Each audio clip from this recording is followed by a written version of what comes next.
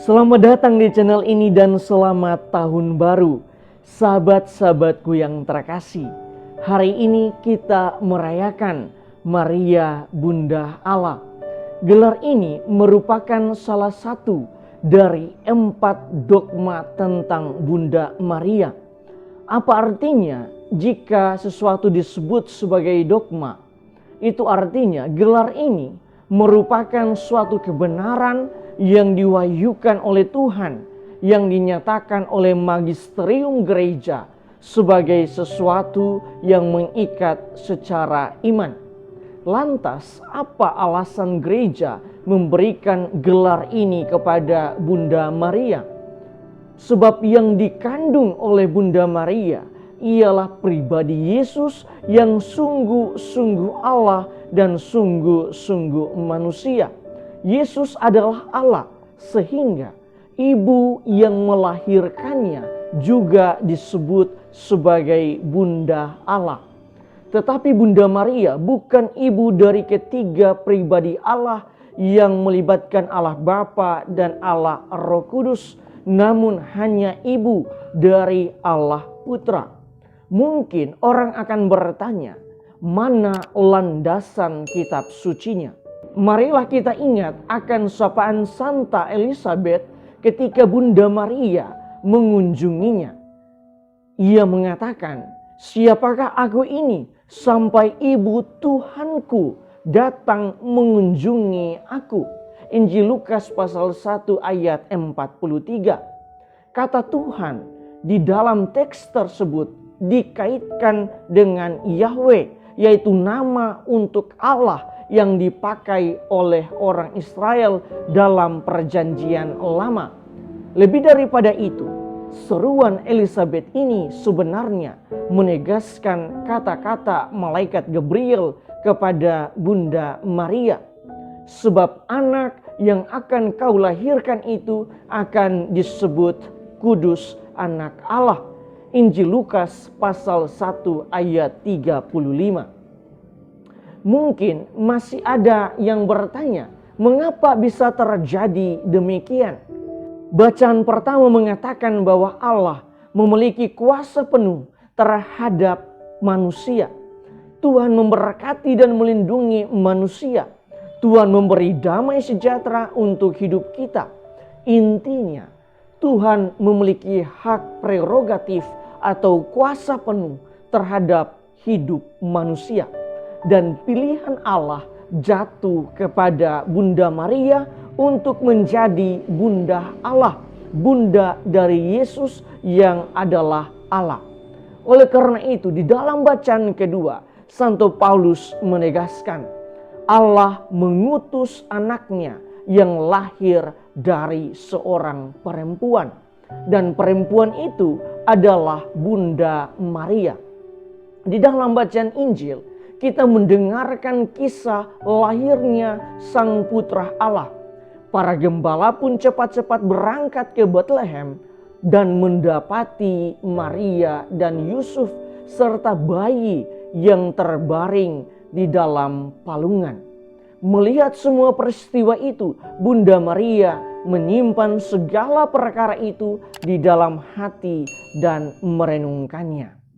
Sahabat-sahabatku yang terkasih, berdasarkan bacaan-bacaan dan perayaan hari ini, marilah kita merefleksikan sejumlah remah permenungan berikut ini.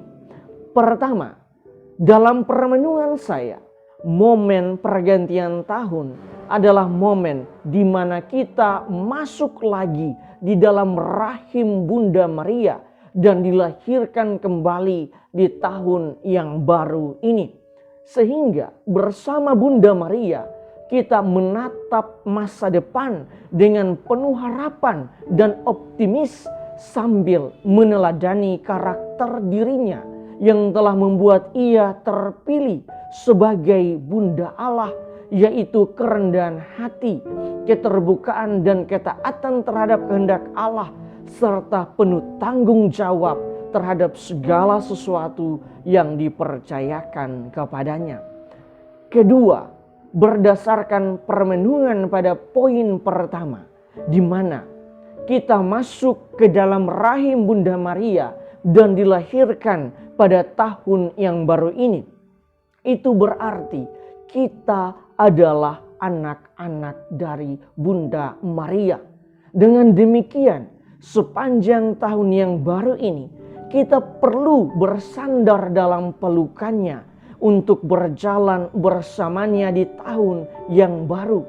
Pastikanlah bahwa genggamannya tidak terlepas dari tangan kita jika kita telah melangkah di tahun 2021 ini. Intinya, biarkanlah kita senantiasa berada di dalam naungan Bunda Maria sepanjang tahun yang baru ini. Ketiga, tahun 2021 masihlah menjadi misteri. Namun ada suatu kepastian, yaitu sebagai manusia kita akan menghadapi berbagai perkara, tantangan, dan sejumlah badai kehidupan. Marilah kita belajar dari Bunda Maria. Injil hari ini mengatakan, tetapi Maria menyimpan segala perkara itu di dalam hatinya dan merenungkannya.